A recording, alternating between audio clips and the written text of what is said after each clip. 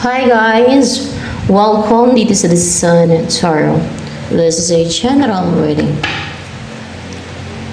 But I set fire to the rain. Watch it pour. Down the face. Ay, may nakataka sa isip mo. Mga kaaway. Five ones. Gusto nila mag-overthink ka na mag-overthink. Nai-wish sila na mag-overthink ka na mag-overthink. Para bang mga kontrabida ba? Kasi the Nine of Cups. Na hindi ka makatulog. Na hindi matahimik yung isipan mo, hindi ma-relax ba? Pero yun ang wini-wish nila. Ano nga mag-overthink ka na mag-overthink para hindi ka makatulog siguro. Yan. Pero, may bumabalik. Bumabalik sa kanila. Oh my gosh! Yes! Kung ano yung wini-wish nila sa'yo, o sinisent nila sa'yo, no? Kasi, parang sinisent to yun. Atake, wish, o sinisent nila sa'yo, gusto nilang mangyari sa'yo, bumabalik sa kanila. So, malaman nila epekto niya, no? Pag sila ang hindi mapakali yung isipan na nag-overthink sila, na hindi makatulog, na hindi mapanatag yung isipan nila, na hindi stable yung mind nila. Say tuloy. See what I see. Hear what I hear. Star shining. Ano pa?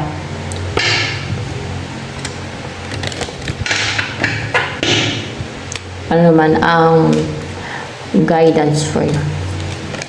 Hear what I hear. Express your individuality. Allow your true self to shine because you're awesome. Yan. Express mo individuality mo. Kaya mo yung true self mo, yung totoong ikaw na mag-shine dahil ikaw ay awesome daw. Yan. Ang yung energy right now.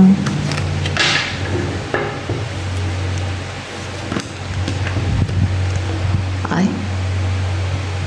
Tinitingnan mo yung sarili mo sa salamin o lately, tinignan mo yung sarili mo sa salamin. Panay ka tingin sa salamin. May tinitingnan ko kung nag-improve yung mukha mo, kung nagbago, kung gumanda, gumapo, o natanggal yung kulam sa mukha mo, kung nakulam ka, kung bumalik ba yung mukha mo, kung may namistis mukha mo, bumalik ba dati yung mukha. Sa akin, ganyan. Anay, tingin ko din sa mukha ko kung bumalik ba yung dati kong mukha. Kasi parang labo. Ganyan din ako. Okay lang. Excel lang ang buhay dito sa mundo. Parang dumadaan na yung tao dito. Yung importante sa akin na. Pero panay tingin sa salamin. Sa akin, ganyan din ako eh. Panay tingin ko sa salamin din. Tingnan ko kung may magbago ba sa mukha ko, gano'n. Kaya nasabi ko, na gano'n din sa'yo. Kung gano'n din sa'yo. Baka tinitingnan mo kung nagandahan ka, nagapuhan ka sa mukha mo. Babae, lalaki ka. Kung nagapuhan ka, kung nagandahan ka sa mukha mo. O para bang may nakita ka sa sarili mo or nagsiself-reflect ka, ganyan, pwede din ganon. Ano pa ang energy mo yun? Hear what I hear. Stars shining. Patayin ko yung electric pa. Ingay. Okay.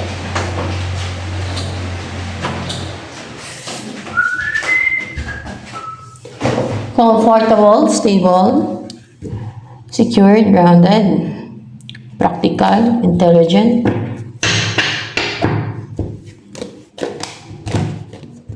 You're on a journey. Wow, green. You're in a journey na para mag-transform ka, or kung sa larvae pa naging butterfly ka na. Ayun, may butterfly. Transform ka. You're on a journey. Or naglalakbay ka sa path na, ano yung path na yan?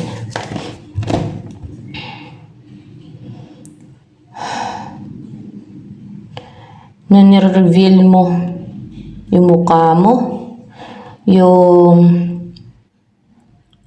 personality mo, matapang ka na mag-reveal, no? Kasi tinatanggal yung mask, no? Na-reveal, tinanggal mo yung mask. Kung ano yung totoong ugali mo, o totoong personality mo, o anong totoo about sa'yo, anong totoo tungkol sa'yo, ganun. Kung gaano ka loving towards animals, ayun. Parang tinuturing yung anak ng dragon, di ba? Yan, cute niya. Wait lang. Kainit, di kaya. Yan yung maingay, guys. Pat na siya.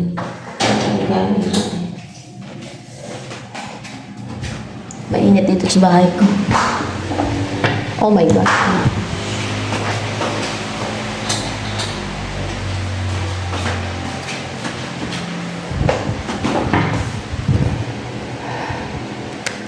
Rounded and rooted. Napaka-strong ng root chakra mo. Pagkaganto. Color red, root chakra. Color. And yung heart chakra mo din. And, ano ang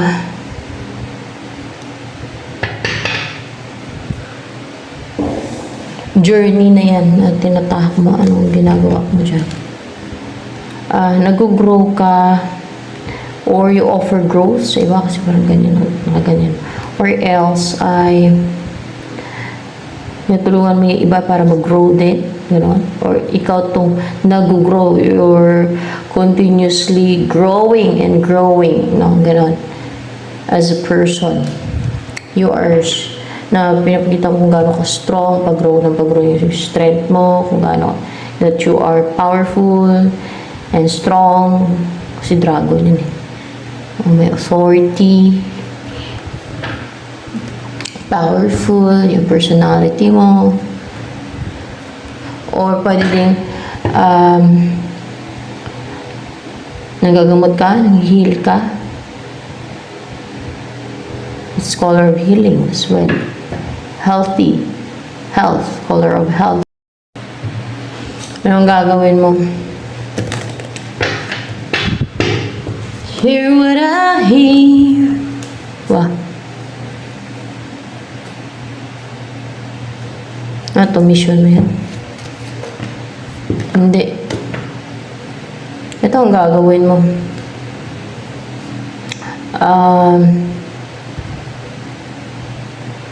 Ang gamitin yung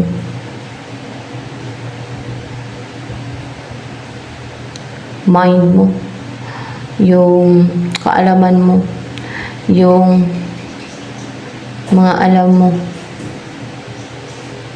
your intelligence, your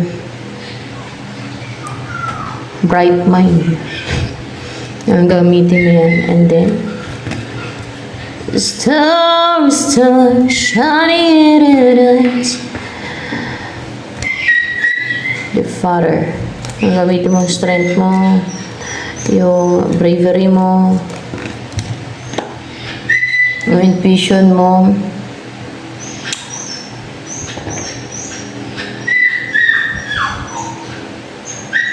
nakomunik sa God.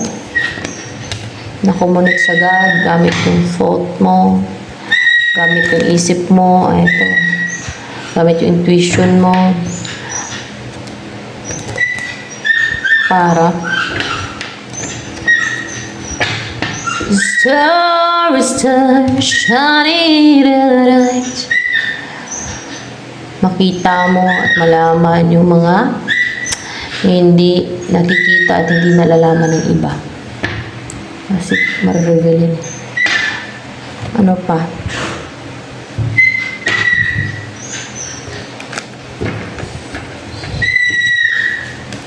Sikat. There is a union also here. Two of Cups.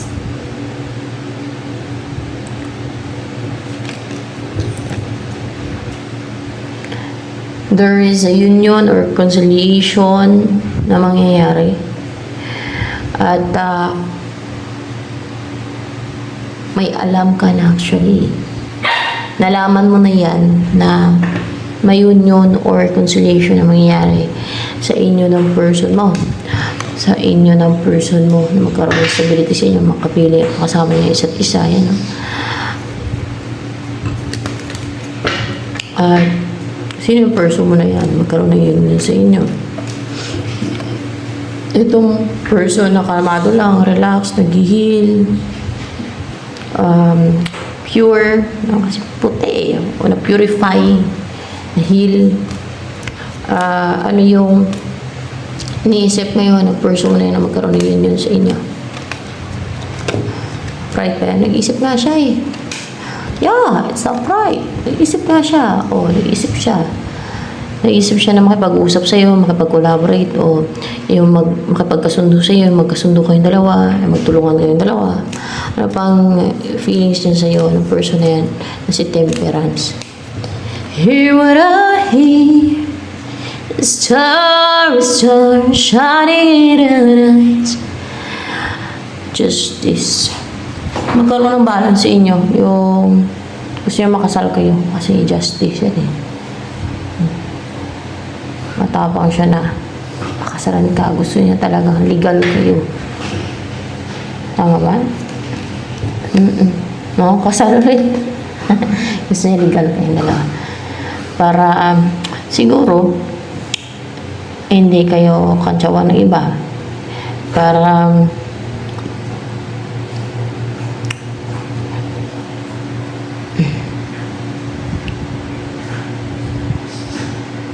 hindi mababa yung tingin sa kanya ng iba. Kasi pag hindi ka salo na nagsasama na parang baba ng tingin na iba sa tao na yan, no? Yung live-in lang ba?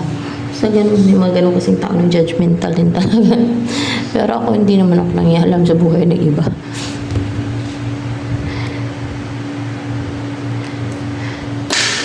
Wait lang ah. Star, star, shining at it. What?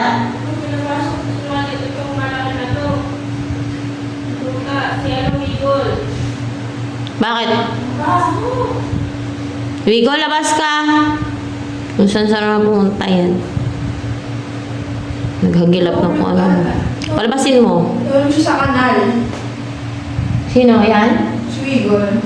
Sa kanal, nalaglag. Kaya pala. Ligalig kasi yan.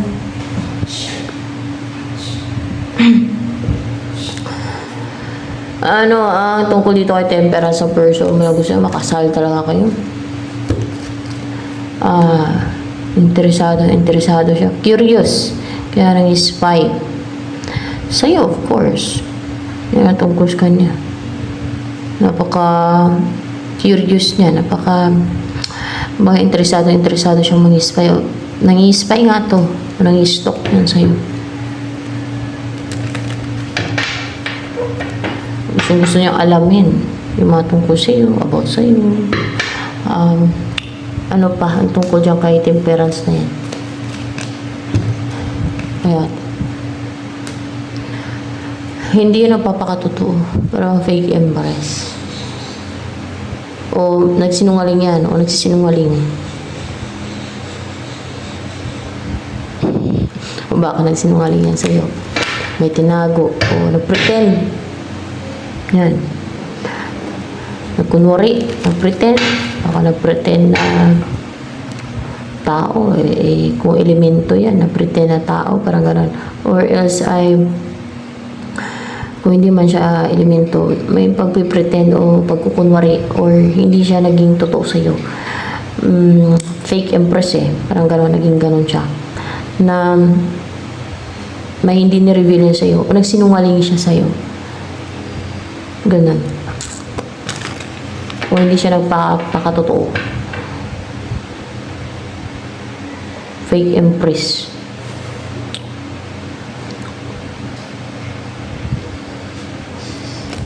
Siya ba nakadistin sa'yo? Si Temperance na yun? Siya nga nakadistin sa'yo. Mahal ka ba niya? Ay, hala. Oo, mahal ka niya. Kaya nga nagsasuffer siya eh. And sobrang attracted siya sa'yo. Actually, ito lang, no? Mahal ka niya. And that's why, ganun ang naramdaman niya. Para na left out in the cold. Nagdurusa siya. Na nahirapan siya. Kasi, may kulang sa buhay niya. Wala ka sa buhay niya. Hindi siya masaya. Parang tuyot tuloy. Parang gano'n. Tuyot yung... Parang... nalanta yung puno dito eh. Sa picture eh. Sa card eh. So, ano yung... so, parang ganun siya. Without you. So, pag nandiyan ka na sa buhay niya, healthy siya. No? Yung sa puno pa ay malago. Healthy. Ang daming dahon. Mataba. May mabunga. Di ba? Pag wala ka, para siyang mamatay. Nalanta na eh. Kung sa puno pa. Oh, parang na siyang mamatay. Parang 50-50 na lang. Gusto niya mabuhay. Parang gano'n, char. Okay, parang nalanta na sa puno.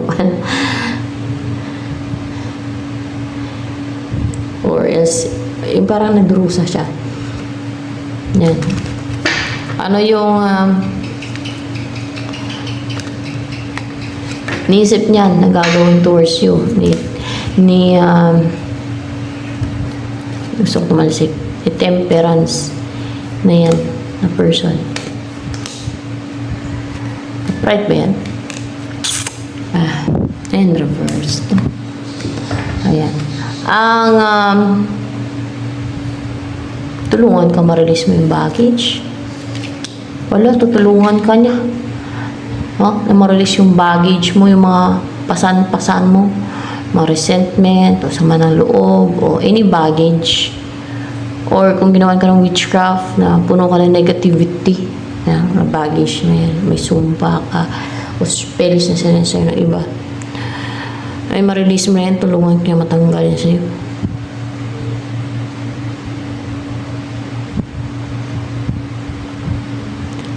I believe the children are future. Teach them well and love them, lead the way. Show them all the beauty they possess inside. Give them a sense of pride to make it easier. Let the children's love true. Remind them how they used to be. I decided long ago never to walk on anyone's shadow. If I fail, if I succeed, please believe as I believe.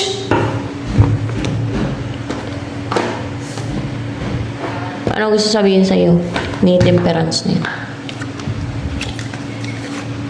I decided long ago never to walk in anyone's shadow. Ano ba? I left you when I saw you with someone. Niwanan ka niya.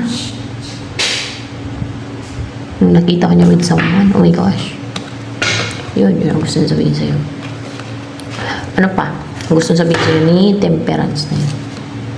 Pero siguro sisi yan na basta ka na lang niya iniwan. Nakita ka niya sa hindi mo na nagtanong. Di ba? Hindi ka man lang tinanong. Hindi niya man lang kinonfirm sa'yo. Kung kayo ba nun, ang tao na yun. Baka may kaibigan mo lang, kasabayan, naglalakad, o kaya ay katabi mo lang sa jeep. Katabi mo lang sa bus. O kaya ay katabi mo lang sa kainan. Eh, kasi pag sa kainan, di ba, tabi-tabi naman yan. Kagaya sa Jollibee, McDo, di ba? Ikaw pwede mag-inarte, hindi pwedeng solo mo lang yung upuan, yung ano dyan, yung isang mesa. So, baka ginawan ka ng video o inedit na picture, no? Tapos may kasama kunwari, may kalikan ka. Eh, ngayon kasi madaming pwedeng gawin yung iba na ini-edit nila. Yung video, picture, pura peke. Eh, kung may nanira sa'yo, di ba? At yung iba napaka-cunning, deceitful. Oh. Scheme. There are people out here na nagagawa yan dahil sa inggit, insecurities nila, ganid, selfishness. Gumagawa ng scheme and deceit sa iba, sa relationship ng iba. Yun pala gusto agawin a person mo, mga ganun ba? Kaya siraan ka.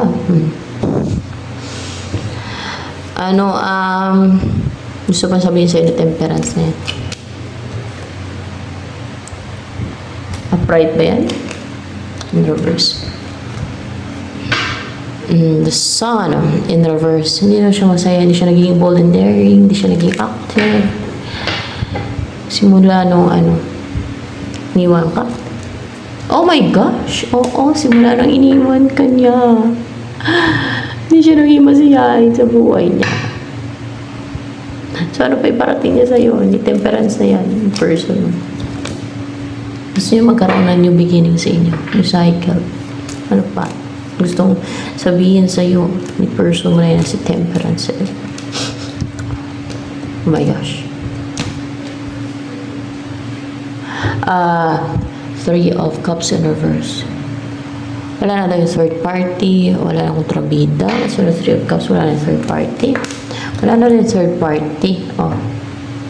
Wala na daw yung third party. Kung merong third party, kung nakipagrelasyon siya sa iba, ay wala na sila. Hiwalay na. Nagustingan na daw sila, guys. Nag-iwanan. Oh. Ano pa? Ano yung offer niya sa'yo na temperance? Bigyan ka ba niya ng pera? Maraming pera? Oo, bibigyan ka niya ng maraming pera. Buti pagka ganun, no? At lalo't mahala ang bilihin. Natutuwa ka. Pera eh. Pag bulaklak, anong gawin sa bulaklak? Pwede pa display, no? Pag pera, mabibili mo ng gusto mong bilhin, o diba? Talagang worth it. Yeah. Kabili ka ng anong gusto mong bilhin? Mahilig ka sa pagkain. Pagkain, tuwa ka. Kasi bibigyan ka ng pera. Diba? Sino hindi matutuwa sa pera? Pabigyan ka ng pera. Hindi sa mukhang pera. Ay, natural lang yan. Kung bibigyan ka ng pera, kung mahal ka, dapat lang talaga bigyan ka ng pera. No? Okay lang yun. Eh, siya naman bibigay, hindi ka naman mahingi. So, ano pa yung offer niya sa'yo? Bibigyan ka ng masarap na buhay? Hindi yan ang offer niya sa'yo. Ano pa? Luxurious na buhay ang offer niya sa'yo. Upright ba to? Ha? Luxurious na buhay. Kaya, King of Pentacles yan dito Kasi maging a good provider siya para mabigyan ka ng luxurious na buhay. So, yan. Ito na lamang for collective reading, guys.